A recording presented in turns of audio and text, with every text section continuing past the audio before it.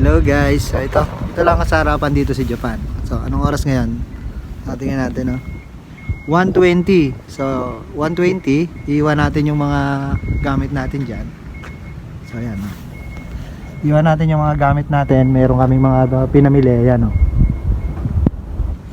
Tapos kakain muna kami. Ito sa harapan dito. Tingnan natin kung nandiyan pa yung pagbalik. Let's go. Ayan, no? Patunay lang. Ayun, yung bike namin. Kasi yun na to, iniwanan lang namin. Kakain muna kami. So, tingnan natin kung nandiyan ba yung pagbalik namin. Tingnan natin, ayan, si Richmond kasama ko. Pagbalik namin, tingnan natin kung nandiyan ba yung mga pinamili namin. Only in Japan. Tingnan natin, kain lang kami ng ramen. Yan tayo sa 600 yen. Tao. Dating 1-2. Try natin. Kain tayo, pila muna tayo.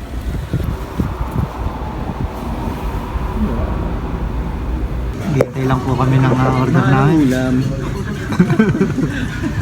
Galaw-galaw din. Nagigising ng tangali, kumain din. May libreng kanin. Kanin lang, only rice. 600 yen. Mahal kasi bigas dito, kaya dito kasi Ande. Bakit kain lang kami. Sabi ho din. Tayo. Kain po tayo.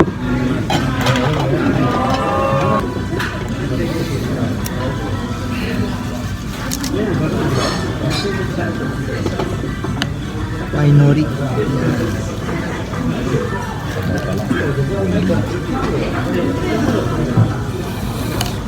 Itadakimasu.